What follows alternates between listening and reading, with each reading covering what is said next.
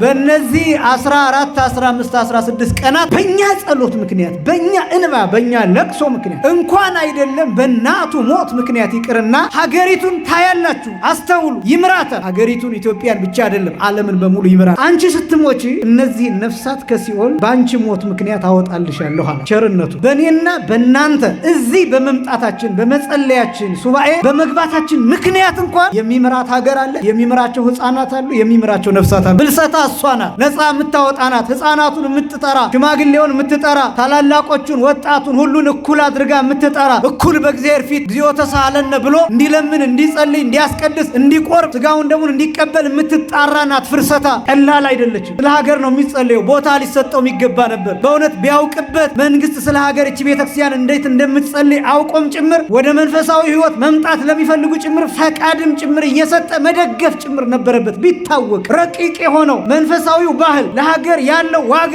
ቢታወቅ እነዚህን ቀናት እባካችሁ ለእኔ ጸልዩልኝ ብሎ ሁሉ የመንግስት ሰራተኞችን ኦርቶዶክሳውያን መላክ ሁሉ ነበረበት። ብዙዎቻችን በግላችን ጉዳይ ብቻ አይደለም ሱባኤ መግባት ያለብን። ስለ ሀገር እናስብ፣ ስለ ቤተሰብ እናስብ፣ ስለ ልጆች እናስብ፣ ስለ ትውልዱ እንጸልይ። የእመቤታችን የቅድስት ድንግል ማርያም መቃብር ባዶ ሆኖ አፉን ከፍቶ ነው የሚታየው። ጎልጎታ ብትሄዱ የጌታ መቃብር ባዶ ሆኖ አፉን ከፍቶ ይሄው የተቀበረው እዚህ ነው እንደሚባለው ሁሉ እመቤታችንም ተቆፍሮ የነበረው መቃብር ይሄ ነው እንጂ የሚሏችሁ ስጋዋ እዚህ አለ አይሏችሁ። መቃብር ተቆፍሯል፣ ግን አልተቀበረችበት። ምድር ላይ ስጋዋ አላረፈ። በተደጋጋሚ ይህንን ተናግሬያለሁ። ዛሬ ዓመትም ይህንን ሳስተምር አስታውሳለሁ። ስጋዋ ዛሬም ጌቴሰማኒ ኢየሩሳሌም ውስጥ የእመቤታችን የቅድስት ድንግል ማርያምን መቃብር ሂዳችሁ ስታዩ ባዶ ነው። አካሏ በሕይወት ዛፍ ስር እንዲሆን የተደረገው አካሏ እንዳይፈርስ እንዳይበሰብስ ነው። ጌታ የተነሳው በማን ስልጣን ነው? በራሱ ስልጣን። እመቤታችን ደግሞ የተነሳችው በራሷ ስልጣን ሳይሆን በማን ስልጣን ነው? በልጇ። እኛ መጨረሻ ላይ የምንነሳው በማን ስልጣን ነው? በልጇ ስልጣን ነው። በእግዚአብሔር ስልጣን ነው የምንነሳው። ይህን ማወቅ ይገባል።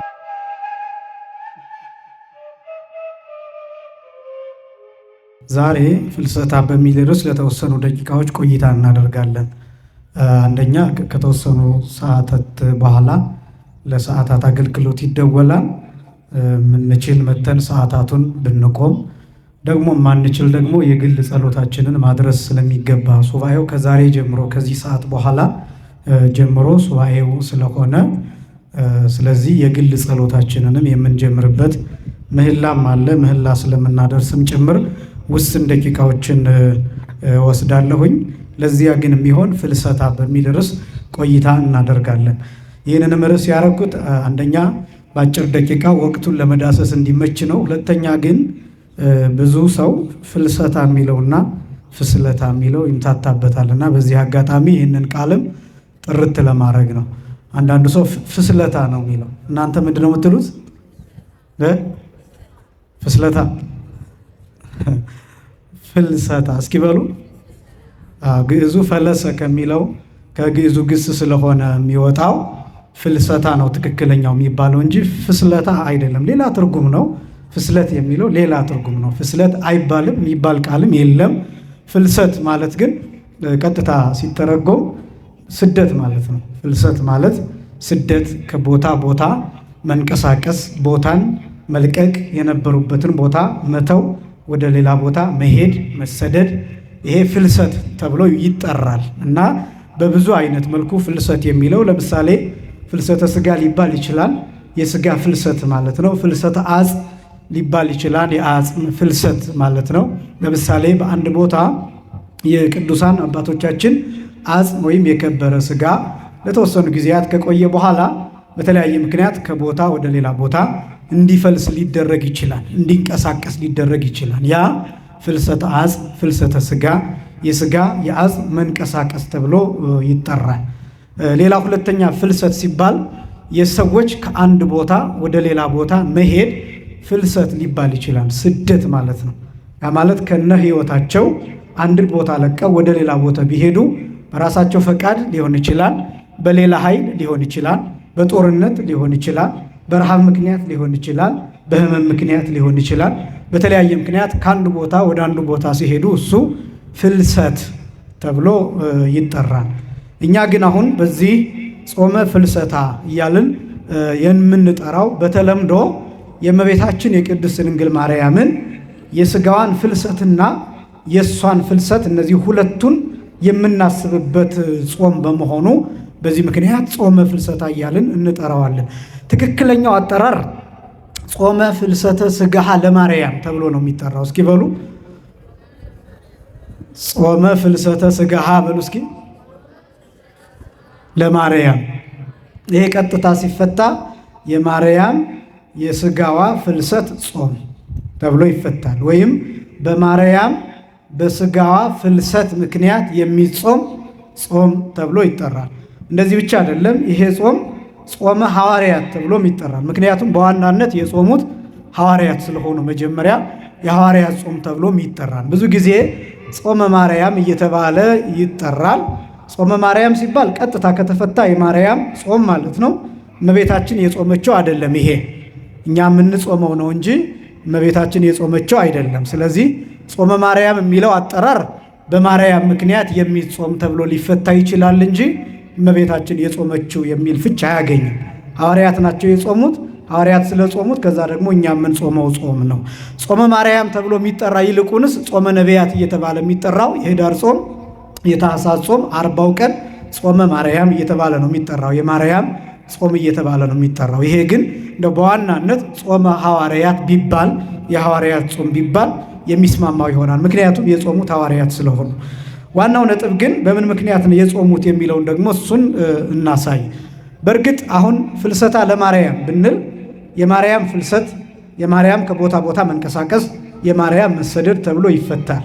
ይህም የሚያስኬድበትን አንድ ነጥብ ብቻ ላሳያችሁ። ቅዱስ ያሬድ ደብተራ ፍጽምት ዘጳውሊ ፈለሰት እምዘ ይበሊ ሀበ ኢይበሊ እያለ እመቤታችንን ያመሰገነበት የድርሰት ክፍል አለ። ፍጽምት የሆነችው የጳውሎስ ድንኳን እያለ ሐዋርያው ቅዱስ ጳውሎስ ዕብራውያን ምዕራፍ 9 ላይ ፍጽምት የሆነችው ሰው ያልገባባት በሰው እጅ ያልተሰራች ድንኳን እያለ የገለጠው አገላለጥ አለ። ያ የእመቤታችን ምሳሌ ነው። ምክንያቱም ሊቀ ካህናት ኢየሱስ ክርስቶስ ክብር ይግባውና ወደ እመቤታችን ወደ ቅድስት ድንግል ማርያም መጥቶ ከሥጋዋ ሥጋ ከነፍሷ ነፍስ ነስቶ በማኅፀኗ 9 ወር ከ5 ቀን አድሮ ሰው ሆኗልና በዚህ ምክንያት ደብተራ ፍጽምት ተብላ የምትጠራው እመቤታችን ናት። ፍጽምት የሆነችው ድንኳን፣ ነውር የሌለባት ድንኳን፣ በሰው እጅ ያልተሰራች ድንኳን፣ ኃጢአት ያልሰራች ድንኳን፣ የበግ ደም፣ የፍየል፣ የጊደር፣ የላም እነዚህ አይነት ደም የተረጨባት ሳትሆን ራሱ ክርስቶስ ከሥጋዋ ሥጋ ከነፍሷ ነፍስ ነስቶ 9 ወር ከ5 ቀን በማኅፀኗ ያደረባት የኖረባት ድንኳን፣ የድንግልና ጡት ያጠባች ድንኳን፣ ክርስቶስን አዝላ የተሰደደች የተንከራተተች ድንኳን ናት እመቤታችን። አማላጅነቷ ከሁላችን ጋር ይሁን። ስለዚህ ይቺ ድንኳን ይላል ቅዱስ ያሬድ ሲናገር ፈለሰት እምዘ ይበሊ ሀበ ኢይበሊ፣ ከሚያልፈው ሀበ ኢይበሊ፣ ከሚያልፈው ዓለም ከሚያረጀው ዓለም ከሚበሰብሰው ዓለም ወደማያረጀው ወደማያልፈው ወደማይበሰብሰው ዓለም ሄደች ብሎ ይናገራል። ፈለሰት የሚለው ፍልሰታ ለማርያም የሚለው ከዚህ የመጣ ነው። ይሄ ማለት ነው የእመቤታችን የቅድስት ድንግል ማርያም ከዚህ ዓለም መሄድ ወደ ገነት ወደ መንግሥተ ሰማያት መሄድ፣ ወደማያልፈው ወደ ዘላለማዊ ሕይወት መሄድ፣ በትንሣኤ በዕርገት መሄድ፣ ይህን ምስጢር የሚያሳይ ነው እና ስለዚህ ፍልሰታ ለማርያም ስንል አጠቃላይ እመቤታችን የቅድስት ድንግል ማርያምን ከዚህ ዓለም መውጣት የሚያሳይ ምስጢር ነው። ግን ትንሽ ደቂቃ ቆየት የማደርገው ፍልሰተ ሥጋሃ ለማርያም የሚለው ላይ ነው። የማርያም የሥጋ ፍልሰት እስኪ በሉ፣ የማርያም በሉ የሥጋዋ ፍልሰት። ይሄ ነው ትልቁ አሁን የምንጾምበት ዋና ምክንያት ይሄ ነው። የእመቤታችን የቅድስት ድንግል ማርያም ከቦታ ቦታ የተንቀሳቀሰበት የመጀመሪያው የሥጋ ፍልሰት ሲባል ሞትን የሚያሳይ ነው። ምንን የሚያሳይ ነው? ሞትን የሚያሳይ ነው። ሁለተኛ ደግሞ ሥጋዋ ነፍሷ ከሥጋዋ ከተለየች በኋላ ሥጋዋ ወደ ገነት የሄደበትን ፍልሰት የሚያሳይ ነው። ወደ ገነት ሁለተኛ። ሦስተኛ እንደገና መልአኩ ከገነት ሥጋዋን አምጥቶ ለሐዋርያት የሰጠበት ፍልሰት ወይም ከገነት ወደ ምድር የመጣበት ፍልሰት ነው ሦስተኛ። አራተኛ ሐዋርያት ሥጋዋን ከቀበሩ በኋላ በሦስተኛው ቀን መነሳቷን የሚያሳይ ነው አራተኛ። የመጨረሻው ደግሞ አምስተኛ እንደገና በዓመቱ ጾመው ትንሣኤዋን ቶማስ አይቷል፣ እኛም ደግሞ ማየት እንፈልጋለን ብለው በመጾማቸው ምክንያት ዕርገቷን መመልከታቸውን የሚያሳይ ነው። እነዚህ አምስቱ ናቸው ፍልሰት ተብለው የሚጠሩት። የመጀመሪያው ሞትን የሚያሳይ ነው። እመቤታችን ቅድስት ድንግል ማርያም የሞተችው መቼ ቀን ነው ታስታውሳላችሁ? የእመቤታችን ዕረፍት መቼ ቀን ነው? መቼ ቀን ነው እመቤታችን ዕረፍቷ? ጥር። ሴቶቹ ብቻ ናቸው የሚናገሩት። ወንዶቹ ጥር ስንት ቀን? 21 ቀን። የእመቤታችን ዕረፍቷ ያን ጊዜ ነው። አሁን ብዙ ሰው ታሪኩ የሚምታታበት እመቤታችን በጥር ከሆነ ያረፈችው አሁን ላይ ፍልሰቷን የምናከብረው ለምንድን ነው የሚል የ7 ወር ርቀት አለ። ኦልሞስት የ7 ወር ርቀት አለ። በዚህና በጥር መካከል ወሩን ብትቆጥሩት ይመጣላቸዋል። የ7 ወር ርቀት አለ እና የእመቤታችን ቅድስት ድንግል ማርያም በ64 ዓመቷ በዘመነ ማቴዎስ ጥር 21 ቀን በዕለተ ሰንበት ነው፣ እሁድ ቀን እመቤታችን ቅድስት ድንግል ማርያም ያረፈችው እና እመቤታችን ቅድስት ድንግል ማርያም በምታርፍበት ሰዓት በነገረ ማርያም ላይ እንደተጻፈው ስንክሳሩም ላይ የጥር 21 ስንክሳር እንደሚገልጸው ሐዋርያትን በሙሉ ጌታችን በደመና ሰብስቦ ወደ እመቤታችን ወደ ቅድስት ድንግል ማርያም አምጥቷቸው 2 ጊዜ ሐዋርያትን በደመና ሰብስቧቸዋል ጌታ። የመጀመሪያው በፊልጵስዩስ የመጀመሪያዋ ቤተክርስቲያን ስትሰራ ሐዋርያትን በሙሉ ከያሉበት በደመና ሰብስቦ አምጥቶ እሱ ራሱ ጌታችን መድኃኒታችን ኢየሱስ ክርስቶስ ሕንፃውን ሰርቶ ራሱ ባርኮ እንዲያገለግሉ ፈቅዶላቸዋል። የመጀመሪያው። ሁለተኛ ሐዋርያትን የሰበሰበበት ምስጢር የእመቤታችን የቅድስት ድንግል ማርያም ዕረፍት ጊዜ ነው እና በዕረፍቷ ጊዜ ሁሉም ሐዋርያት ሲሰበሰቡ በደመና እየተነጠቁ ከያሉበት ቦታ እየተሰበሰቡ እመቤታችን ያለችበት ቦታ ሲያሳርፋቸው ሐዋርያት ዛሬ በምን ምክንያት ነው የተሰበሰብነው? እንደዚህ ሲኖዶስ የሆነው በምን ምክንያት ነው? መሰባሰብ የሆነው በምን ምክንያት ነው የሚል ሐዋርያት ጠይቀዋል እና ከዛ እንዲጠይቅ የተደረገው ዮሐንስ ወንጌላዊ ነው የተላከው። ጠይቅ ተብሎ ተላከ እና ሲጠይቅ የእመቤታችን የቅድስት ድንግል ማርያም ዕረፍት ጊዜ መድረሱ ተነገራቸው እና እመቤታችን ቅድስት ድንግል ማርያም ካረፈች በኋላ ሐዋርያት የእመቤታችን የቅድስት ድንግል ማርያም የከበረ ሥጋዋን ለመቅበር ወደ ጌቴሴማኒ ይዘው ሲሄዱ የገጠማቸው ችግር አለ። ያ ችግር ምንድን ነው? ልጇ ቀድሞ ሞትኩኝ፣ ተነሳሁኝ፣ አረኩኝ እያለ ሰው ሁሉ እየሳተ ይኖራል። አሁን ደግሞ እናቲቱ ተነሳሁኝ፣ አረኩኝ እያለች ሌላ እየሳተ እንዳይኖር ሥጋዋን በእሳት እናቃጥለው ብለው አይሁድ መነሳታቸውን ነገረ ማርያም ይተርካል። ሥጋዋን እናቃጥለው በእሳት መቀበር የለባትም፣ ከተቃጠለ ደግሞ አትነሳም። ያው ሞኝነታቸው ነው እንጂ መጨረሻ ላይ በትንሣኤ ዘጉባኤ ጊዜ ጅብ የበላው ይነሳል፣ አውሬ የበላው ይነሳል፣ ውሃ የወሰደው ይነሳል፣ በየሞታው አመድ የሆነ ትቢያ የሆነ ተሰብስቦ ይነሳል። እንኳን የከበረው የእመቤታችን አካል ይቅርና የኔ አካል የእናንተ አካል የሁላችን አካል በየቦታው አፈር ትቢያ የነበረው አካል በትንሣኤ ዘጉባኤ ጊዜ ተሰብስቦ ይነሳል። እንኳን የእመቤታችን አካል እንኳን ክርስቶስን የተሸከመ አካል እንኳን የጌታ እናት የሆነች የእመቤታችን አካል እንኳን መለኮትን የዳሰሰው መለኮት የዳሰሰው አካል እንኳን የመለኮትን መዓዛ ያሸተተ አካል እንኳን ለክርስቶስ የድንግልና ጡት ያጠባቸዋ እንኳን ንጽሕት ቅድስት የሆነችዋ እመቤታችን ይቅርና ማንም ኃጢአተኞችም ቢሆኑ ጻድቃንም ቢሆኑ የትንሣኤው አይነት ይለያያል እንጂ ከየወደቀበት ቦታ ሥጋ ተሰብስቦ ይነሳል። ይህን አለማወቃቸው ስለዚህ እናቃጥላት ብለው መጡ እና በዚህ ምክንያት ሐዋርያት ደንግጠው ሸሹ። አንድ ሰው ታውፋንያ ተብሎ የሚጠራ ሰው በሁለት ስም ይጠራል። ታውፋንያ ተብሎ የሚጠራ ሰው መጥቶ የእመቤታችን የቅድስት ድንግል ማርያም አካል ያረፈበት የተሸከሙበትን ቃሬዛ ሲነካ እጁ በሰይፍ ተቆረጠ፣ መልአክ ቆረጠ እና በዚህ ምክንያት ከዛ እመቤታችን ቅድስት ድንግል ማርያም በምልጃዋ በእርግጥ እጁ እንዲቀጠልለት አድርጋለች እና እንግዲህ ያን ጊዜ ሐዋርያት ጥለው ተበተኑ።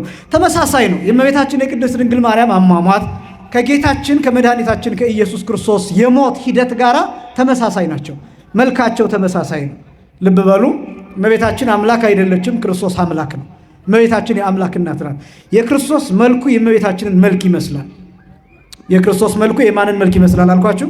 የእመቤታችን መልክ ይመስላል። ምክንያቱም ክርስቶስ በሥጋ ሲገለጥ በሥጋ የሚመስለው እናቱን ነው። አንድ የጥንት ደብዳቤ አንብባችሁ የምታውቁ ከሆነ አንድ አምደ ሃይማኖት የሚል መጽሐፍ ላይ የተጻፈ ብርሃኑ ጉበና ቀሲስ ብርሃኑ ጉበና የጻፉት ላይ እዚያ ላይ አንድ ጲላጦስ የጻፈው ደብዳቤ አለ ለሮሙ ቄሳር ለጢባሪዎስ ቄሳር የጻፈለት ደብዳቤ እና እዛ ደብዳቤ ላይ ልጇን ትመስላለች የሚል ጠቅሷል። እዛ ላይ ጲላጦስ ራሱ ማለት ነው። ይመሳሰላሉ። መልኳ፣ የትህትና መልኳ፣ ደምግባቷ እጅግ በጣም ደስ የሚል ነው። ልጇን ትመስላለች፣ ልጇም እሱን ይመስላል ብሎ ደብዳቤው ላይ ገልጠውታል። እና የእመቤታችን መልኳ የአምላክን መልክ ይመስላል የሚለው ቅድስናዋ፣ ንጽህናዋ ያ እንዳለ ሆኖ ግን የክርስቶስ መልክ በሥጋ ከእመቤታችን ስለሆነ የተወለደው የእመቤታችን መልክ የያዘ ነው። በሥጋ ሲተነተን እመቤታችንም ውብ ናት፣ ክርስቶስን በስጋ ሲገለጥ ውብ ነው። ለዚህ ነው ልበ አምላክ ዳዊት መዝሙር 44 ላይ ይሴኒ ለሃዩ ሙሉ ደእጓ ለምህያው መልኩ ከሰው ልጆች ሁሉ ተለይቶ ያምራል ብሎ ይገልጠዋል ጌታ። እና ስለዚህ እመቤታችን የቅድስት ድንግል ማርያም መልኳም ውብ ነው፣ ይመሳሰላሉ፣ መልካቸው ተመሳሳይ ነው። ከዛስ የሞቱበት ሁኔታ የክርስቶስ ተወዳዳሪ የለውም። ግን የእመቤታችን የቅድስት ድንግል ማርያም አሟሟቷ ተመሳሳይ ነው። ተመሳሳይ ነው ስላችሁ እንደ ክርስቶስ ተሰቅላ አይደለም የሞተችው፣ ልብ በሉ። 6666 ጊዜ ተገርፋም አይደለም የሞተችው፣ ልብ በሉ። ክርስቶስ ዓለሙን ሁሉ እንዲያድን እመቤታችንም የሞተችው ዓለሙን ሁሉ ለማዳን አይደለም። እየተረዳችሁ ነው? የክርስቶስ ሞት የክርስቶስ ቤዛነት ልክ የለውም። ምን የለውም አልኳቸው? ልክ የለውም። የክርስቶስ ሞት የክርስቶስ ቤዛነት ወሰን የለውም። ምን የለውም አልኳቸው?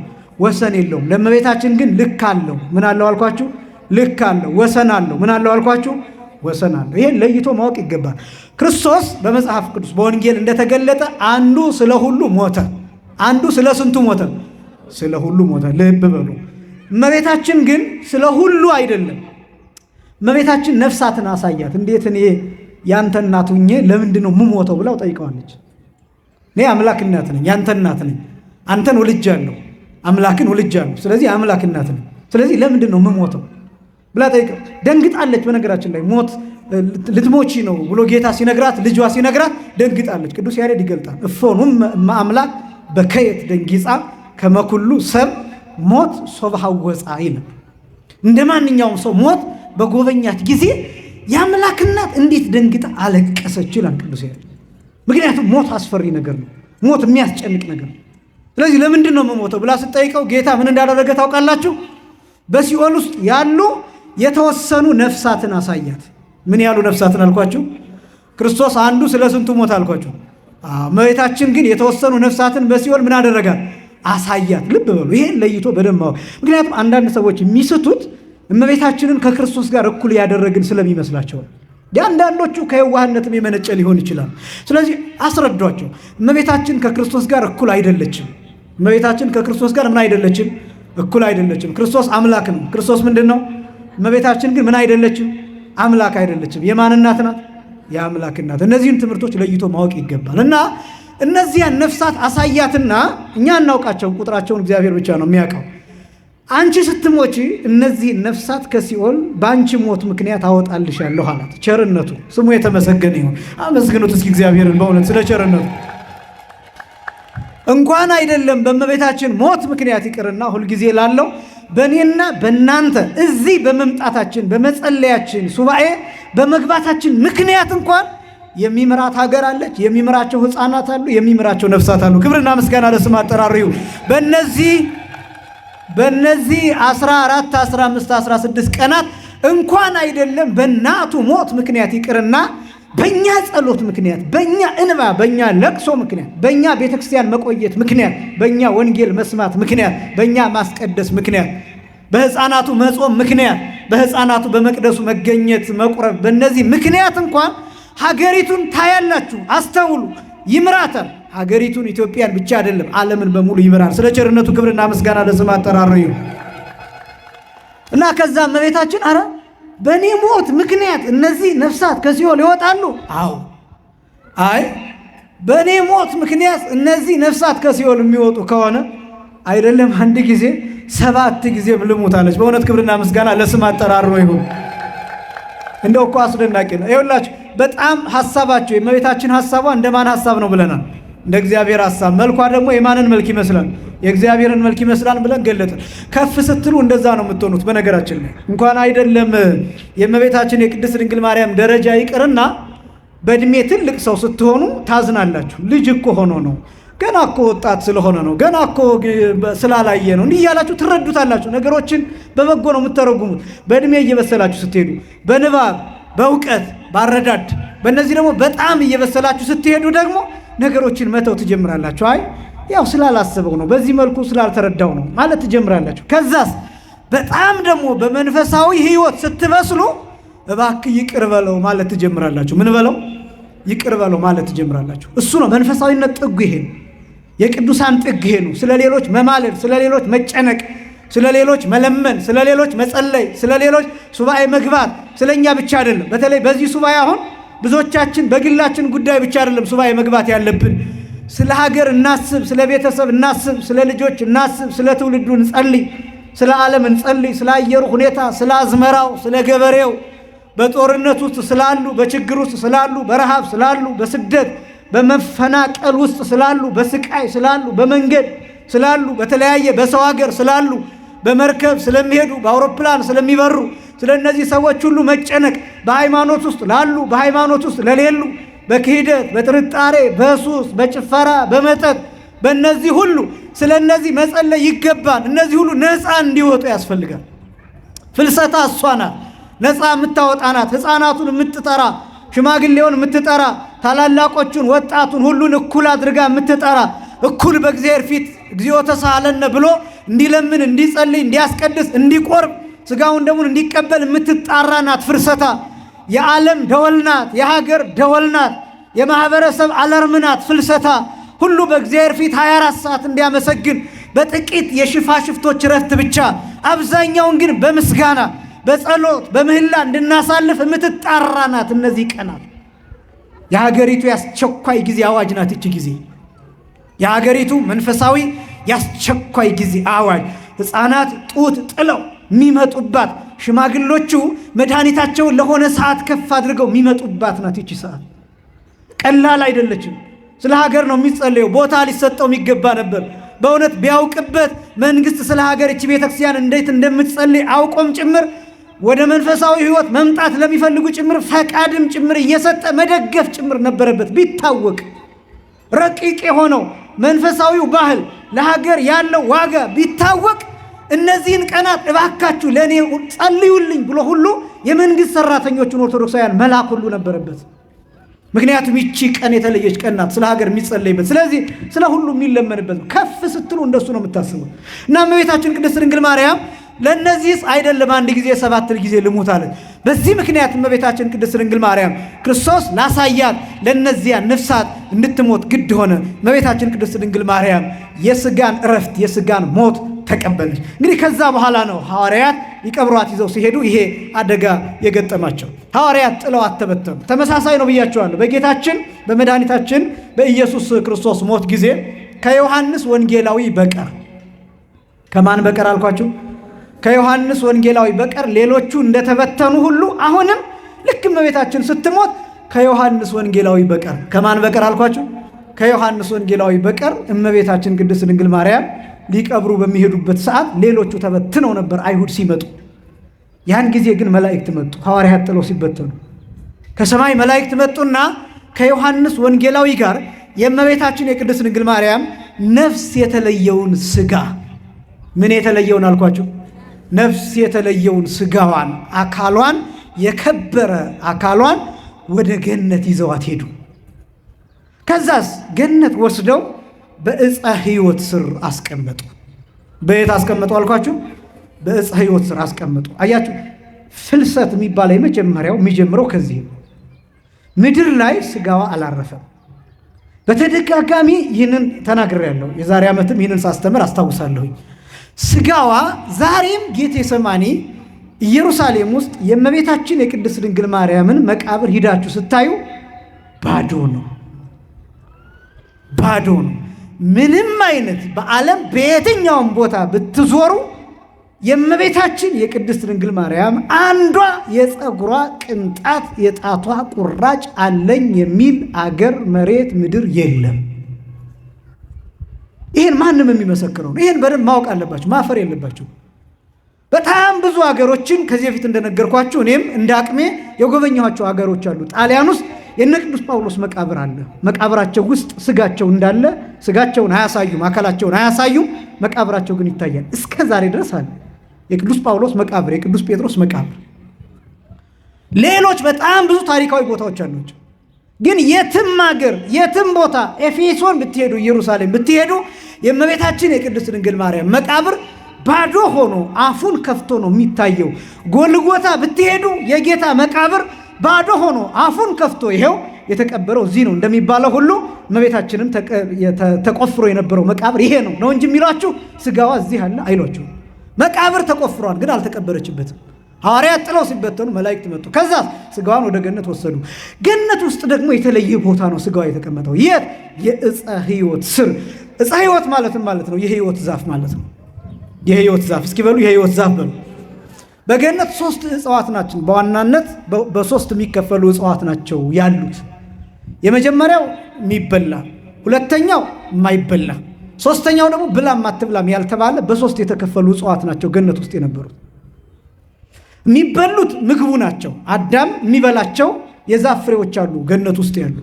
እነዚህ ዛፎች ምን እንደሚሆኑ ታውቃላችሁ? ወዲያውኑ ፍሬውን በልቶት ወዲያው ፍሬው የሚተካ ነው ዛፉ። የዛፉ አይነት የተለዩ ናቸው። መዓዛው የተለየ ነው። ሽታው የተለየ ነው እና የተለዩ ዛፎች ናቸው ገነት ውስጥ ያሉት። ገነት ማለት በነገራችን ላይ ቀጥታ ትርጉሙ የአትክልት ቦታ፣ የሚያምር ቦታ ማለት ነው። እና እነዚያ ምግቦቹ ናቸው። አትብላ ተብሎ ማስጠንቀቂያ የተሰጠው ዕፀ በለስ ነው። ሞት የተጠቀለለበት ሞት የተቀመጠበት ነው ዕፀ በለስ የሚባለው። ዕፀ ጥበብ፣ ዕፀ ልቡና እየተባለ የሚጠራው የጥበብ የእውቀት የማስተዋል እየተባለ የሚጠራው ዛፍ ነው ዕፀ በለስ። አትብላ ተብሎ ታዟል። ሕግ አለው። ይሄ የሕግ ዛፍ ዕፀ በለስ ነው። ሶስተኛው ደግሞ ብላም አትብላም ያልተባለው ዕፀ ሕይወትን ነው። ዕፀ ሕይወት ማለት የሕይወት ዛፍ ነው። ይሄ የሕይወት ዛፍ የሚባለው ፍሬውን ስትበሉት በሕይወት የሚያቆይ ነው። አንድ ሰው እንዳይሞት የሚያደርግ ነው። ይሄ የሕይወት ዛፍ ተብሎ የሚጠራው የሕይወት ዛፍ የሚባልበት ምክንያት በዚህ ነው። ሰውነቱ ሳያረጅ፣ ሴሎቹ ሳይኮማተሩ፣ ርር ሳይሉ፣ ሳይሞቱ ባሉበት እርጥብ ሆነው እንዲኖሩ የሚያደርግ ነው። በነገራችን ላይ ይሄ የሕይወት ዛፍ የሚባለው በጣም ብዙ ረቂቅ ነገሮች አሉ እና አትብላ ብላም አትብላም ያልተባለው ዕፀ ሕይወት ነው። ለአዳም የተሰጠው መንገድ ምን ነበር? የተሰጠው መንገድ ብላ የተባለውን ይበላል፣ አትብላ የተባለውን ይጠብቃል። ከዛስ ወዴት ነበር የሚደርሰው? ብላም አትብላም ያልተባለውን የሕይወት ዛፍ ጋር ይደርስ ነበር። ከዛስ ያንን የሕይወት ዛፍ ፍሬ ይበላል። ከዛስ አዳም በሕይወት ይኖራል፣ 1000 ዓመት እየኖረ ይታደሳል። ከዛስ ወደ ኢየሩሳሌም ሰማያዊት ይገባል። ከዚያስ ዲያብሎስ የተባረረበትን ቦታ አዳም ይተካል። ይሄ ነበር ፕሮጀክቱ፣ ይሄ ነበር እቅዱ፣ ይሄ ነበር የእግዚአብሔር እቅድ፣ ይሄ ነበር።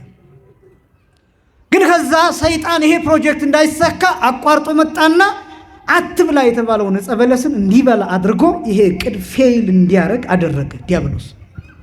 ስለዚህ ከገነት ወጣ። ከዛስ በገነት ፋንታ ምድረ ፍዳ ምድረ ደይን የሚባል ቦታ። ከዛስ ከዚህ ከምድረ ፋይል ከምድረ ፍዳ እንደገና እንዴት ወደ ገነት ተመለስን ቢባል በእመቤታችን ምክንያት። እመቤታችን ምን ሆና እንዴት ሆና መለሰችን ቢባል በምድር ላይ የሕይወት ዛፍ ሆና ተተክላ፣ ከዛስ ፍሬው ክርስቶስ ከእርሷ ተገኝቶ ወደ ገነት መለሰን። ክብርና ምስጋና ለስም አጠራሩ ይሁን። ፍሬው ክርስቶስ፣ የሕይወት ዛፍ ፍሬ ክርስቶስ። ይህንን ቅዱስ ያሬድ አንቀጸ ብርሃን ተብሎ በሚጠራው የብርሃን ደጅ ተብሎ በሚጠራው ድርሰቱ አንቲ ውእቱ ዕፅ ቡሩክ ዕፀ ሕይወት ወዕፀ መድኃኒት ህየንተ ዕፀ ሕይወት ዘውስተ ገነት ይላል። አንቺ የተባረክሽ ዛፍ ነሽ፣ የሕይወት ዛፍ ነሽ። በገነት ያልበላ ነው የሕይወት ዛፍ አለ። ስለዚያ የሕይወት ዛፍ ፋንታ ምድር ላይ ተተከልሽልን፣ ለመለምሽልን፣ አበብሽልን። ከዛስ ፍሬ ክርስቶስን ሰጠሽን። ያ ፍሬ ምንድን ነው? ፍሬ ኪኒ ፍሬ ሕይወት ውእቱ፣ ፍሬሽም የሕይወት ፍሬ ክርስቶስ ነው። እርሱን በላን፣ እንደገና በሕይወት ኖርን፣ እንደገና ወደ ገነት ወደ ርስታችን ተመለስን። ክብርና ምስጋና ለስም አጠራሩ ይሁን። እመቤታችን የሕይወት ዛፍ ተብላ። ከዚያስ ክርስቶስ ልክ እንደመጣ ያስተማረው ትምህርት ምን የሚል ነው? የዮሐንስ ወንጌል ምዕራፍ 14 ቁጥር 6 ላይ እኔ መንገድ እውነትና ምንድን ነኝ? ሕይወት ነኝ የሚል ቃል ትዝ አይላችሁም? እኔ ምንድን ነኝ? መንገድ፣ ከዛ እውነት፣ ከዛ ሕይወት። መጀመሪያ ምንድን ነኝ? መንገድ፣ ከዛ እውነት፣ ከዛ መጨረሻ ምን? ሕይወት። መንገድ የሚለው ምን እንደሆነ ታውቃላችሁ? ያ ልክ ክርስቶስ ወደዚህ ሲመጣ ተዘግቶ የነበረው የሕይወት ዛፍ የመጀመሪያው እግዚአብሔር ያደረገውን ነገር ልንገራችሁ። አዳም ከበደለ በኋላ የመጀመሪያው የእግዚአብሔር ውሳኔ ወደ ሕይወት ዛፍ የሚወስደውን መንገድ መዝጋት ነው። እየሰማችሁ ነው? ግን ወደ ሕይወት የሚወስደውን ወደ ሕይወት ዛፍ የሚወስደውን መንገድ ምን ማድረግ ነው? መዝጋት።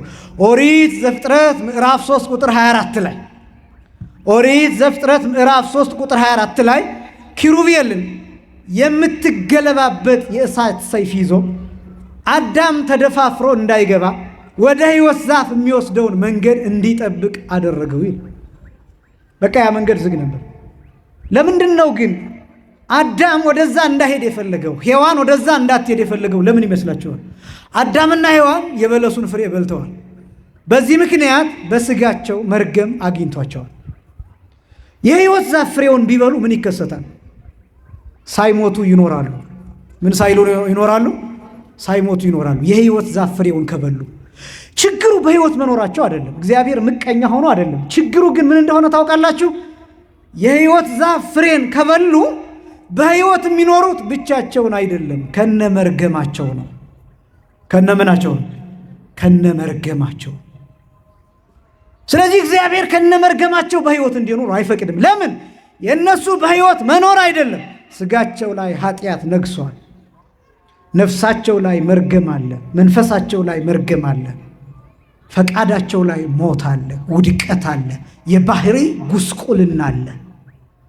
የኃጢአት ውጤት የሚባለው ጥንተ አብሶ እያለን ምንጠራው መርገም በሰውናታቸው ውስጥ ሰርጿል። ለምን? ሕግን ሲተላለፉ ራቁታቸውን ሆነዋል። ከዚያስ ረግሞታል አዳም። እሱን ብቻ አይደለም፣ በአንተ የተነሳ ምድር የተረገመች ትሁን ብሎ ረግሞታል። እሾህና አሜከላ ይብቀልብህ ብሎ ረግሞታል። የሞት ሞት ትሞታለህ ብሎ ረግሞታል። ስለዚህ የሕይወት ዛፍ ፍሬ መብላት የለበትም። ለምን? የሕይወት ዛፍ ፍሬ በልቶ በሕይወት መኖር የለበትም። የሕይወት ዛፍ ፍሬ ክርስቶስ ነው። የሕይወት ዛፍ ፍሬ ሥጋው ደሙ ነው። ከነ ኃጢአታችን መቁረብ የሌለብን ለዛ ነው። ከነ ኃጢአታችን ሥጋውን ደሙን መቀበል የሌለብን፣ ንስሐ ሳንገባ መቁረብ የሌለብን ለዛ ነው። ሳንመለስ መቁረብ የሌለብን ለዛ ነው። ካህን ሳናገኝ መቁረብ የሌለብን ለዛ ነው። ልክ አዳም ከነመርገሙ የሕይወት ዛፍ ፍሬን እንዲበላ እንዳልተፈቀደለት ሁሉ እኛም ኃጢአታችንን ለካህን ሳንናገር ሥጋውን ደሙን እንድንቀበል አልተፈቀደልን። የሕይወት ዛፍ ፍሬን ክርስቶስን እንድንበላ አልተፈቀደልን። ስለዚህ ዘጋው። ከዛስ ክርስቶስ ሲመጣ የመጀመሪያው ምንድን ነው የሆነው? ያ መንገድ ተከፈተ። ብዙ ጊዜ እላለሁ ክርስቶስ በደብረ ዘይት 3 ዓመት ከ3 ወር ጸለየ። ከዛ ምንድን ነው ያደረገው? መንገዱን ከፈተው። ከዛስ አዳም፣ ልጆቹ፣ የልጅ ልጆቹ መንግስቱን ያወረሰን አምላክ የተመሰገነ ይሁን እያሉ ወደ ገነት ገቡ። ክብርና ምስጋና ለአምላካችን ይሁን። ለዚህ ምክንያት የሆነችው እመቤታችን ናት። ስለዚህ የእመቤታችን የቅድስት ድንግል ማርያም ሥጋ ወደ ገነት ተወስዶ በሕይወት ዛፍ ስር እንዲያርፍ ተደረገ። ምክንያቱም እሷ በምድር ላይ የተተከለች የሕይወት ዛፍ ናት። ያ በገነት ተቀምጦ የነበረውን የሕይወት ዛፍ ፍሬ ስላልበላን ፋንታ በምድር ላይ የሕይወት ዛፍ ሆና ተተክላ ክርስቶስን አፈራችልን። አባ ሕርያቆስ ሲያመሰግናት እመቤታችንን ኦ ድንግል መፍሪት ለእንተ ይትበላ ወመንቀይት ለእንተ ይሰተይ፣ የሚበላውን ያፈራሽልን ያስገኘሽልን፣ የሚጠጣውን የሰጠሽን ያመነጨሽልን ድንግል ሆይ ለአንቺ አንክሮ አድናቆት ይገባን እያለ እመቤታችንን ያመሰግናታል። በእነዚህ በ14ቱ ቀናት ይሄ ቅዳሴ ማርያም አባ ሕርያቆስ የደረሰው እሱ ያለማቋረጥ በ14ቱ ቀናት በቅዳሴ የሚቀደሰው እሱ ነው። አንዱ የሚያስደንቀው ቃል ይሄ። ስለዚህ እመቤታችን ቅድስት ድንግል ማርያም ሥጋዋ በገነት የሕይወት ዛፍ ስር ያረፈበት ምክንያት እሷ በምድር ላይ የሕይወት ዛፍ ሁና ስለኖረች ፍሬዋም ደግሞ ክርስቶስ ስለሆነ ነው። አንደኛ። ሁለተኛ አካሏ በሕይወት ዛፍ ስር እንዲሆን የተደረገው አካሏ እንዳይፈርስ እንዳይበሰብስ ነው።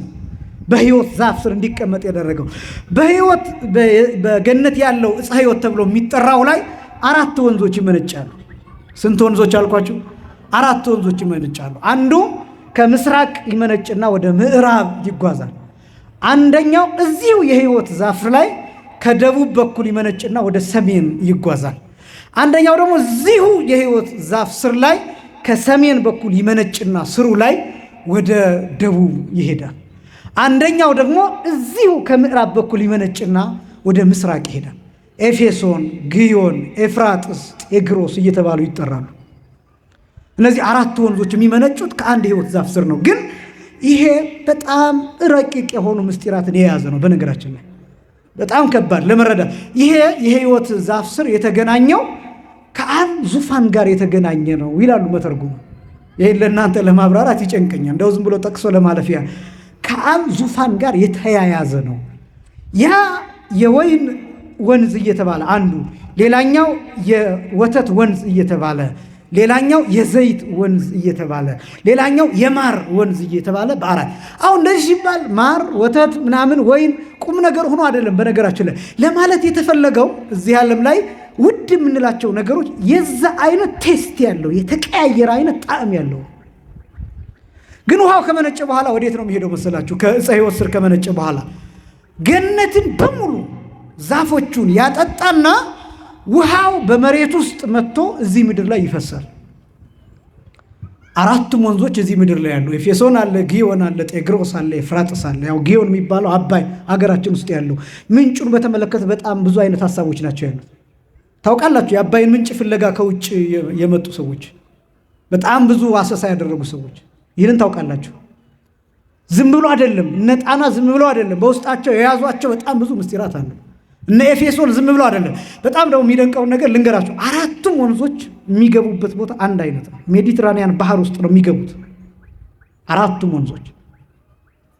የነዚህ ወንዞች ፍሰት እንደው ሌላ ነገር ውስጥ ገባሁኝ እንጂ የዓለም አጠቃላይ ስልጣኔ የተጀመረው በእነዚህ በአራቱ ወንዞች ዳር ነው የተጀመረው። የነ ግብፅን ስልጣኔ፣ እነ ሱሜሪያንስ ስልጣኔ፣ በጣም ብዙ ነገሮች እነ ሜሶፖታሚያን ብትመለከቱ፣ ሜሶፖታሚያ ማለት ቢትዊን ሪቨርስ ማለት ነው። ለምሳሌ በሁለት ወንዞች መካከል ማለት ነው ትርጉሙ። የእኛ ሊቃውንት መስጴጦሚያ ብለው ይጠሩታል። በሁለት ወንዞች መካከል ያለች ሀገር የስልጣኔ መነሻ ናት እሱ ሀገር እና በጣም አስደናቂ ነው። እነዚህ ወንዞች እዛ የሕይወት ዛፍ ስር ነው የሚመነጩት። እነዚህ አራቱ ወንዞች ምንድን ናቸው ከተባለ አራቱ ወንጌላውያን ናቸው። አራቱ ወንጌላት ናቸው። አራቱ ወንዞች ከአንድ የሕይወት ዛፍ ስር እንደሚመነጩ አራቱ ወንጌላት፣ አራቱ ወንጌላውያንም ከእመቤታችን ከቅድስት ድንግል ማርያም የተወለደውን ክርስቶስን ነው የሚሰብኩት።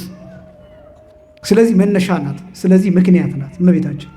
ለዚህ ነው አባ ጊዮርጊስ ዘጋስጫ ሲያመሰግናት ተወልዲ ወንጌለ እያለ እመቤታችን ትመስል ፊደል ወተወልዲ ወንጌለ፣ ፊደል ትመስላለች፣ ወንጌልን ትወልጃለሽ። ምንን ትወልጃለሽ? ወንጌልን ትወልጃለሽ እያለ የሚያመሰግናት እና ስለዚህ እመቤታችን የቅድስት ድንግል ማርያም የሕይወት ዛፍ ስር አካሏ እንዲያርፍ የተደረገው ለዛ ነው። እንግዲህ ከዛ በኋላ ነው ታሪኩ፣ ይሄ የፍልሰታ ጾም ታሪክ የሚጀምረው ከዚህ በኋላ ነው። አሁን ችግሩ ምንድን ነው መሰላችሁ? ዮሐንስ በቀጥታ ሂዶ አይቶ መጣ።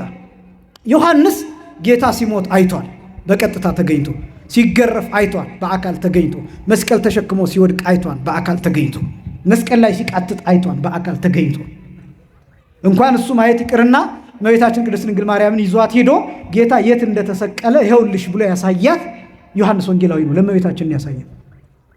ስለዚህ በዓይኑ ያየ፣ በብረቱ ያየ፣ መከራውን የቆጠረ ከዛስ ዮሐንስ ወንጌላዊ ጌታችን መድኃኒታችን ኢየሱስ ክርስቶስን ዮሴፍና ኒቆዲሞስ ሲቀብሩት በአካል ተገኝቶ የተቀበረበትን ቦታ ጭምር ያየ፣ ቅዱስ እግዚአብሔር ቅዱስ ኃያል ቅዱስ ሕያው ዘኢይመውት የሚለውን ድርሰት እየተናገሩ ሲገንዙት ዮሐንስ ወንጌላዊ በዓይኑ በብረቱ ያየ፣ በረከቱ በሁላችንም ላይ ይደርብን ዮሐንስ ወንጌላዊ። ከዛስ ጴጥሮስን ቀድሞ ጌታ ከተነሳ በኋላ በትንሣኤው ጊዜ ጴጥሮስን ቀድሞ ሂዶ የሮጠ ሂዶ አልገባም ወደ መቃብር ውስጥ፣ ግን መቃብሩ ባዶ እንደሆነ ለመጀመሪያ ጊዜ ያየ ነው ዮሐንስ ወንጌላዊ። ልክ በጌታ ጊዜ እስከ መጨረሻው እንዳልተለየ ሁሉ የእመቤታችን ሥጋ የት እንዳረፈ ያየው ዮሐንስ ወንጌላዊ ነው። ማን ነው? ዮሐንስ ወንጌላዊ። ከዛስ ዮሐንስ ወንጌላዊ መጣና ለሌሎቹ ለ11 ሐዋርያት ነገራቸው። ምን ብሎ ነገራቸው?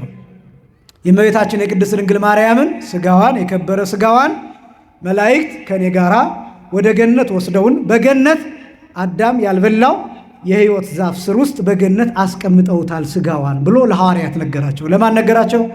ለ11 ሐዋርያት። ለስንቱ ሐዋርያት? ለ11 ሐዋርያት ዮሐንስ ነገራቸው። ከዛስ መንፈሳዊ ቅናት ያዛቸው። ምን ያዛቸው? መንፈሳዊ ቅናት። እመቤታችንን እኛ ያን ጊዜ ጌታን ትተን እንደተበተንን አሁንም ትተን ተበተንን። ስለዚህ ይቅርታ መጠየቅ አለብን፣ ምሕረት ማግኘት አለብን። ዮሐንስ እንዳየ እኛም ማየት አለብን፣ ይቅርታዋን ማግኘት አለብን። ይህን ደግሞ ለማግኘት መጾምና ሱባኤ መያዝ አለብን። መጾምና ሱባኤ ሁለቱ የተለያዩ ናቸው። ጾምና ሱባኤ ሁለቱ የተለያዩ ናቸው። ጾም በማንኛውም ጊዜ ልንጾም እንችላለን፣ ነፍስ አባት ሰጥቶ ልንጾም እንችላለን። ሱባኤ ግን ተብሎ የሚጠራው ምንድን ነው? ከጾሙ ጋራ የማይቋረጥ ፕሮግራም መያዝ፣ መርሃ ግብር መያዝ ማለት ነው። ለምሳሌ አሁን በጧትና በማታ ውዳሴ ማርያም የምናደርስ ከሆነ እሱን ሳይቋረጥ ለ3 ቀን ሊሆን ይችላል፣ ለ7 ቀን፣ ለ14 ቀን፣ ለ21 ቀን፣ ለ49 ቀን እንደዚህ እያለ የሚቀጥል ነው። ሱባኤ የሚባለው እንደሱ ነው። ተከታታይ የሆነ የማይቋረጥ ነገር ነው ሱባኤ የሚባለው ለዚህ ነው። ለምሳሌ አሁን ይሄ ሱባኤ ተብሎ የሚጠራበት ምክንያት እኔና እናንተ በግል ሱባኤ ስለምንይዝ ብቻ አይደለም። ሱባኤ የሚባለው ጾመ ፍልሰታ አገልግሎቱን ተመልከቱት። እስከ 14 ቀን ድረስ የግዴታ ሰዓታት ይቆማል። ምን ይቆማል አልኳችሁ? አይቋረጥም። ስለዚህ ሱባኤ ስለሆነ ነው የማይቋረጠው። ሱባኤ የሚባለው ለ7 ወይም ለ14 ቀን በተያዘው መርሃ ግብር መሰረት ሰዓቱ፣ ቀኑ፣ ጊዜያቱ ተጠብቆ የሚከናወን ነው። ሱባኤ የሚባለው እንደዛ። በማህበር ሊያዝ ይችላል ሱባኤ። በነገራችን ላይ 2 ሰው ሆኖ ሊይዘው ይችላል። ባልና ሚስት ሊይዙ ይችላሉ። ቤተሰብ ሊይዝ ይችላል። አንድ ሰው ብቻውን ሊይዝ ይችላል። ከዛስ ይሄ ግን ጾመ ማርያም እያልን ጾመ ፍልሰታ እያልን የምንጠራው አጠቃላይ የሀገር ሱባኤ ነው። የምን ሱባኤ? አጠቃላይ ኦርቶዶክሳውያን ሱባኤ የሚገቡበት ነው። ይህንን በደንብ ማወቅ ይገባል። ሱባኤ የሚባለው የህብረት እንጂ ይሄ የየግል ጸሎት አናደርስም አይደለም እምላችሁ። ግን እኛ አሁን ራስ ወዳዶች ስለሆነ ሁሉን ነገር ከራሳችን ጋር ነው ማገናኘት የምንፈልገው። ለግል ጥያቄ መጠየቂያችን እሱን አታድርጎ አይደለም። ግን የህብረት ስለሆነ ህብረቱን መከተል ይገባል። አንድ ሰው ብቻውን ከሚጸልይ ይልቅ 100 ሰዓታት ቢቆም በጣም የሚመረጠው። ለምን? የህብረቱን ጸሎት ቢካፈል። ለምን? ራሱን የቻለ አቅም አለው። ከዛስ ኪዳን አለ አይቋረጥም። ከዛስ ትርጓሜ አለ አይቋረጥም። ከዛስ ስብሐተ ነግ አለ አይቋረጥም። እንደየቦታው ትርጓሜው ሰዓቱ ሊለያይ ይችላል። ከዛስ ቅዳሴ አለ አይቋረጥም። 14 ቀን ሙሉ ቅዳሴ ማርያም ይቀደሳል። የፈለገ ሰዓት ቢሄድ ቅዳሴው በለሆሳስ ሊባል ይችላል እንጂ ወይም በፍጥነት እንዲነበብ ይደረጋል እንጂ ቅዳሴ ማርያም ካልሆነ ሌላ አይቀደስም። ሱባኤ ነው። 14ቱን ቀናት በ15ኛው ቀን ቅዳሴ ሐዋርያት ይቀደሳል። በ16 ቅዳሴ እግዚእ ይቀደሳል። 14ቱን ቀናት ግን ቅዳሴ ማርያም ብቻ ይቀደሳል። የሚተረጉመው ሰው አያቋርጥም። ከአቅም በላይ የሆነ ነገር ካልገጠመው በስተቀር ሱባኤ ነው። ይጀምራል፣ ይጨርሳል። አንባቢው እንደዛ። ከዛስ ጸሎተ ዕጣን ያለማቋረጥ ይጸለያል። ይሄ ብቻ ማለት ነው። ስብሐተ ነግ በየቀኑ ይቆማል በየቦታው። ይሄ ሁሉ ሱባኤ ነው። ስለዚህ ጾምና ሱባኤ የተለያየ ነው። ጾም ከሱባኤ ጋር ሊያዝ ይችላል። ጾም ብቻውን ሊሆን ይችላል። አንዳንድ ጊዜ ጾሙን ብቻ ልንጾም እንችላለን። በጣም ብዙ ጊዜ ደግሞ ከጾሙ ጋር ሱባኤ ልናደርግ እንችላለን። ስለዚህ ሱባኤ ማለት የማይቋረጥ ነው። ከዛ ወደ ግል ደግሞ ሲመጣ ተረፉ ሰዓት አለ ከአገልግሎት ውጭ ያለው። አሁን ብዙዎቻችን እንዳልኳችሁ የሰዓታቱም ላይ የግል ጸሎት ነው የሚያደርሰው ብዙ ሰው። ኪዳን ላይ እንደዛ ነው ብዙ ሰው። ትርጓሜ ላይ እንደዛ ነው ብዙ ሰው። አንዳንዱማ ቀበጥ ቅዳሴ ላይ ሁሉ ደጋግሜ እንዳልኩት የሚጸልይ ሁሉ አለ። በቃ የሱ ጸሎት ነው ከቅዳሴው የሚበልጠው።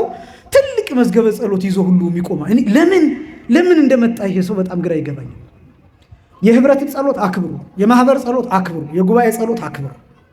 ምን ጊዜም 3 2 ከዛ በላይ ሆነን የምናደርገው ጸሎት ላይ የኔ ጸሎት ይበልጣን አይደለም የሚባለው። ልካፈል ነው የሚባለው። ምን ልበል ነው የሚባለው? ልካፈል ነው የሚባለው። ይሄን በደንብ ማወቅ ይገባል። ስለዚህ በሰዓታቱ ጊዜ እናንተ ከቻላችሁ የሰዓታቱን መጽሐፍ ይዛችሁ፣ አሁን አሉ አማርኛም ግዕዝም አለ።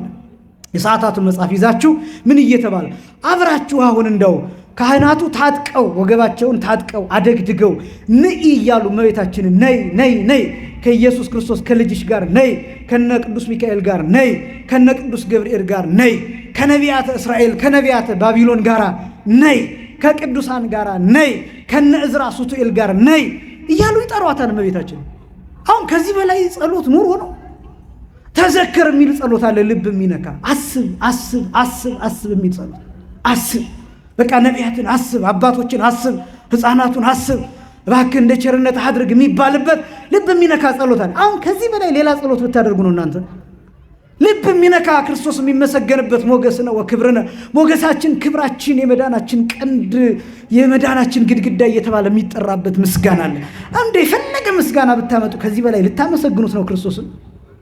ሚካኤል ሊቀ መላእክት እየተባለ መላእክት የሚመሰገኑበት፣ ከዛ ለኖህ ሐመሩ ላይ እመቤታችን በልዩ የምትመሰገንበት፣ ከዛ ደግሞ ስብሐተ ፍቁር የሚባል አለ። ስብሐተ ፍቁር ማለት የወዳጅ ምስጋና ማለት ነው። እስኪ በሉ የወዳጅ ምስጋና በሉ። ወዳጅ ወዳጁን የሚያመሰግንበት ማለት ነው። የመጀመሪያው ስብሐተ ፍቁር እመቤታችን ቅድስት ድንግል ማርያም የምትመሰገንበት ልብ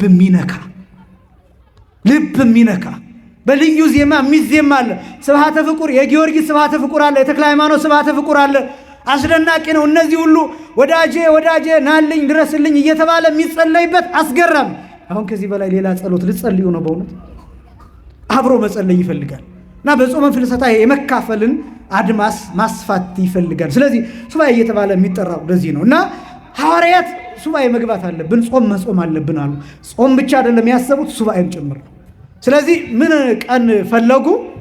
የጌታችን የመድኃኒታችን የኢየሱስ ክርስቶስን ጾም በየዓመቱ ይጾሙታል። ጥር 21 ቀን ነው እመቤታችን ያረፈችው ብያቸዋለሁ። ከዛ ቀጥሎ የጌታን ጾም ይጾማሉ። የጌታን ጾም ደግሞ በጌታ ጾም ላይ ሌላ ጾም መጨመር ስለሌለባቸው እዛ የጌታ ጾም ካለፈ በኋላ ፋሲካ ይከበራል። በዓለ ሀምሳ አለ። እዛ ደግሞ የነሱ ጾም አለ። በየዓመቱ ይጾሙታል ጾም ሐዋርያት የሚባለውን። ከዛ ንጹህ ቀን ፈልገው ነሐሴ 1 ቀን ነሐሴ ስንት ቀን? ነሐሴ 1 ቀን ጀምረው መጾምና ሱባኤ መግባት ጀመሩ በህብረት በአንድነት። ጥያቄያቸው ምንድን ነው? እመቤታችንን ማየት። ማንን ማየት? እመቤታችንን ማየት። በቃ ለምን? ያን ጊዜ ተበትነዋል። ስለዚህ የእመቤታችን የቅድስት ድንግል ማርያምን ስጋዋ ያረፈበትን እሷ ተገልጣ እንድታናግራቸው ይቅር እንድትላቸው ምሕረት እንዲያገኙ ይህንን ማወቅ አለባቸው ሐዋርያት። ለምን? ጌታችን መድኃኒታችን ኢየሱስ ክርስቶስን ጥለውት ተበትነዋል። መቼ? በተያዘ ጊዜ። ግን መቼ አገኛቸው ጌታ?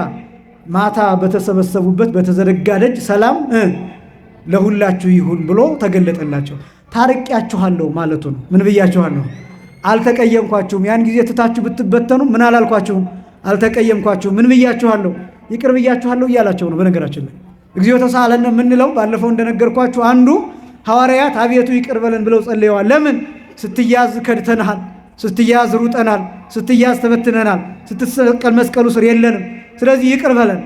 አንዱ የምንለው ይሄ ነው። ጌታ ሆይ በድለናል፣ ስለዚህ ይቅር በለን። ከዛስ የእሱ መልስ ምንድን ነው? ሰላም ለሁላችሁ ይሁን፣ ካህኑ ሰላም ለኩልክሙ የሚለው። ስለዚህ ጌታ ተገልጦ እንደታረቃቸው ነግሯቸዋል፣ ይቅር እንዳላቸው ነግሯቸዋል፣ እንደማይበቀላቸው ነግሯቸዋል። ይልቁንም ስልጣን ሰጥቷቸዋል። አይዟቸው አትፍሩ ብሎ እንዳይጨነቁ አድርጓል ጌታ። ከዛስ እመቤታችንም ልትገለጥላቸው ያስፈልጋል። ልክ ጌታ በተዘጋ ደጅ ገብቶ ይቅር ብያችኋለሁ፣ ሰላም ለሁላችሁ ይሁን፣ ሰላም አውርጃለሁ እንዳለ ሁሉ እመቤታችንም ተገልጣ እንዲህ ልትላቸው ያስፈልጋልና ሱባኤ ያዙ ሐዋርያት ከነሐሴ 1 ቀን ጀምሮ። ልክ ነሐሴ 14 ቀን 2 ሱባኤ ሲጨርሱ፣ ስንት ሱባኤ? 1 ሱባኤ የሚባለው ስንት ቀን ነው?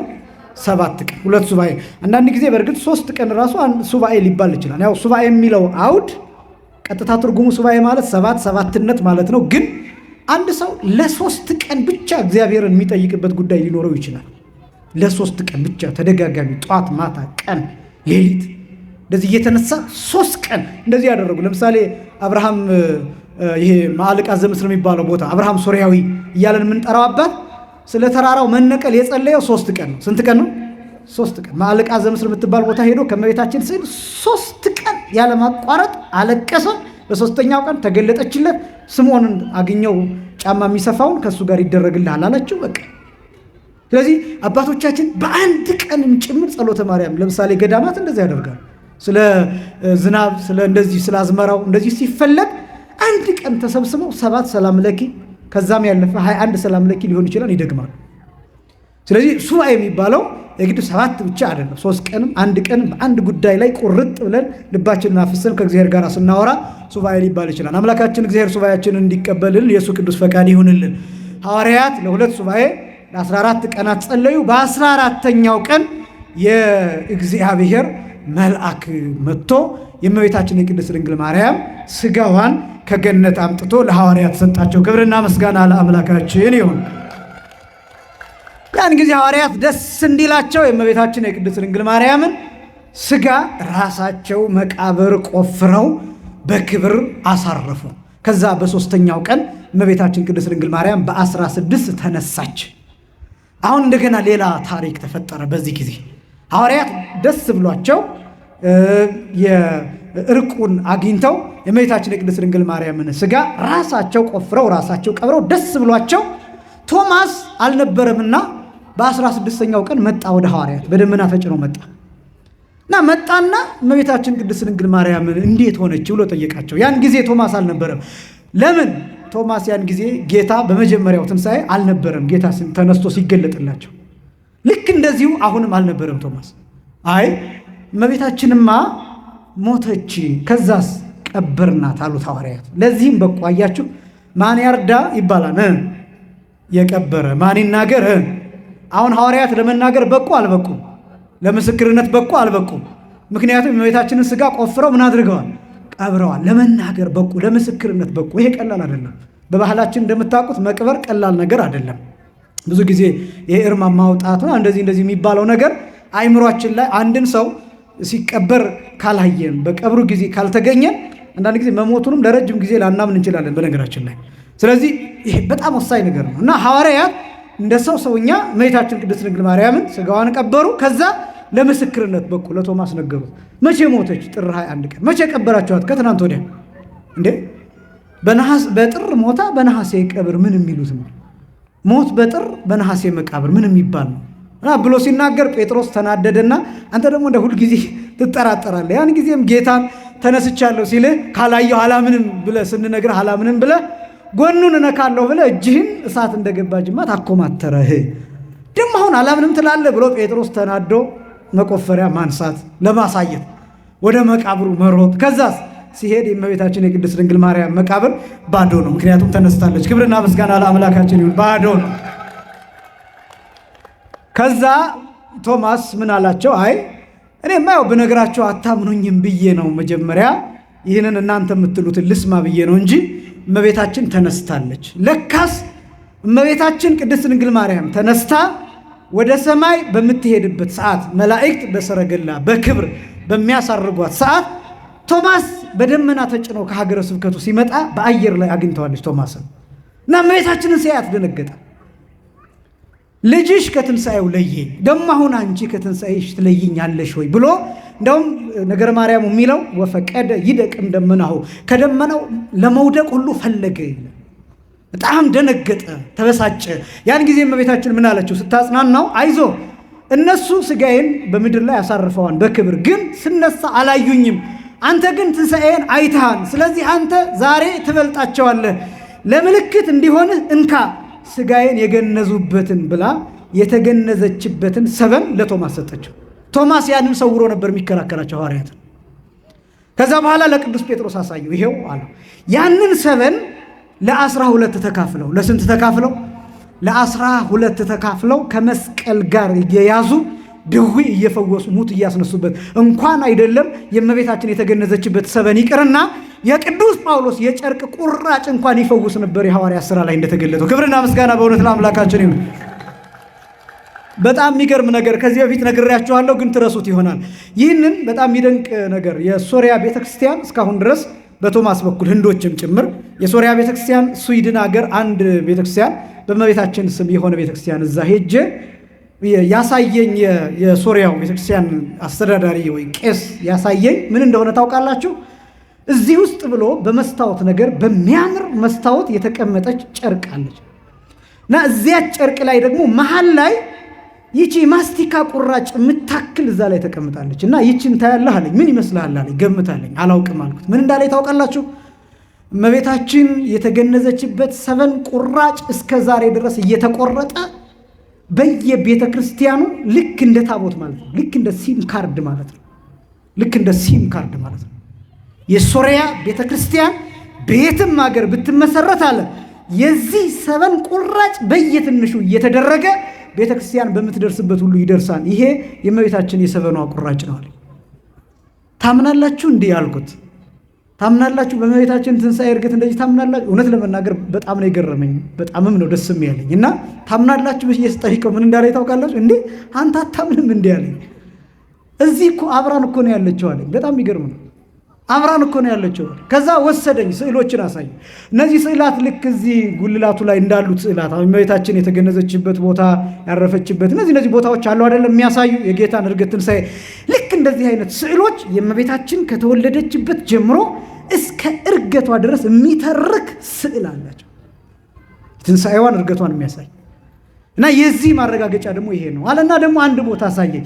ይሄ አለ አክብበው አስቀምጠውታል። በደንብ አይታይም፣ የደበዘዘ ነው። ግን ምን እንዳለ ታውቃላችሁ? ይሄ ቤተክርስቲያን በእመቤታችን በአንድ ወቅት የተገለጠችበት ግድግዳ ነው አለ። በአካል የተገለጠችበት ማለት ነው። የተገለጠችው በዚህ በማሳይ ቀለም ልክ ነው አለ። ይሄን ቁመት ተመልከተው አለ። ስትገለጥ በዚህ መስመር ልክ ብርሃን ሆና ነው የተገለጠችው አለ። በእውነት ክብርና ምስጋና ለአምላካችን ይሁን።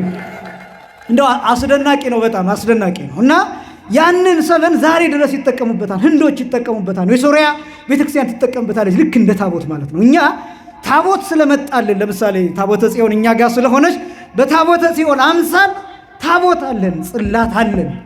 በጣም ብዙ የታቦተ ጽዮንን አምሳል በዛ ልክ አይደለም፣ በትክክል ያንን ይመስላል ሳይሆን በዚህ አምሳል በየቦታው ታቦቶች እንዳሉን ሁሉ እነሱም የዛችን የእመቤታችን የሰበኗን ቁራጭ በየቦታው አስቀምጠው የቤተክርስቲያንን ክብር ይናገሩበታል እና ቶማስ ይህንን አሳያቸው። ከዛ ሐዋርያት ለ12 ተካፍለው ድውይ መፈወስ፣ ሙት ማስነሳት፣ ለምጽ ማንጻት ጀመሩ።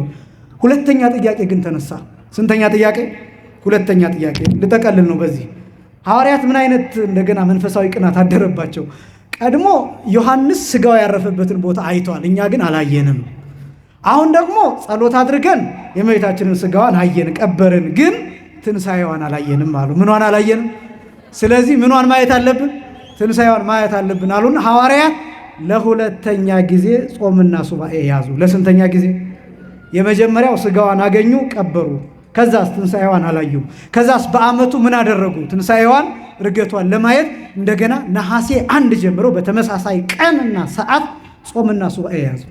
ከዛስ ሐዋርያት 2 ሱባኤ ጾመው በ15 ራእዮቻቸውን ህልሞቻቸውን ተነጋግረው በ16 ግን ጌታ ራሱ ተገልጦ እመቤታችን ቅድስት ድንግል ማርያም ተገልጣ ጌታ ቅዱስ ሥጋውን ክቡር ደሙን ለሐዋርያት ሰጥቷቸው ከዛስ እመቤታችን ቅድስት ድንግል ማርያም ለነሱ ተገልጣ ይሄው ርገቴ ዛሬ ነው፣ በዚች ቀን ቅዱስ ሥጋውን ክቡር ደሙን የሚቀበል ሰው በክብር ላይ ክብር ያገኛን ብላ ቃል ኪዳን ሰጥታቸው እያዩት አደረገች። ክብርና ምስጋና ለአምላካችን።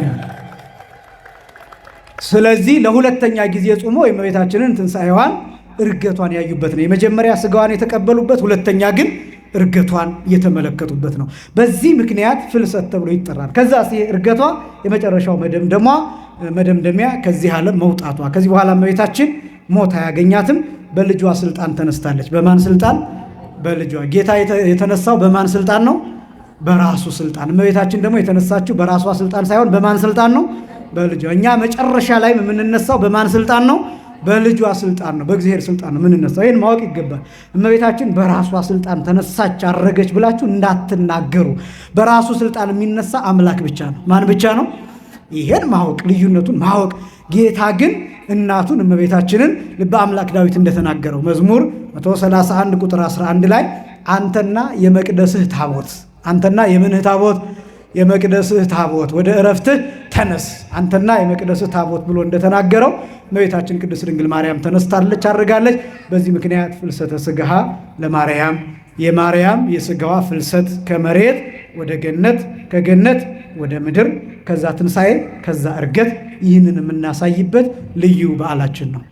በእነዚህ ጊዜያት አእምሮን ክትት አድርጎ ልብን ለይቅርታ አዘጋጅቶ በፍጹም ልብ፣ በፍጹም ምሕረት፣ በፍጹም መለወጥ፣ መታደስና መመለስ ሆኖ በጸጸት ሆኖ እግዚአብሔርን መለመን ይገባል። ልምድ አይሁን፣ ታይታም አይሁን፣ ሾ አይሁን፣ ለሚዲያ አይሁን፣ ዝም ብሎ ጊዜ ለማሳለፊያም አይሁን። ከመጣን አይቀር አንክሰር፣ ጊዜውን እንጠቀምበት። ይህንን እናድርግ። አምላካችን እግዚአብሔር ሱባኤያችንን ለምሕረት ለበረከት እንዲያደርግልን የእሱ ቅዱስ ፈቃድ ይሆንልን። የእመቤታችን አማላጅነት አይለየን። በፍቅሯ ሁላችንንም ትባርከን። በጾማችን በሱባኤያችን ምክንያት ሀገራችንን ከጦርነት ከክፉ ነገር ሁሉ እንድታወጣልን የአምላካችን ቅዱስ ፈቃዱ ይሆንልን። ቀጥታ ወደ ምህላው ብቻ እንሄዳለን። ያስተማረን የአባቶቻችን አምላክ እግዚአብሔር ይክበር ይመስገን። ወስብሐት ለእግዚአብሔር።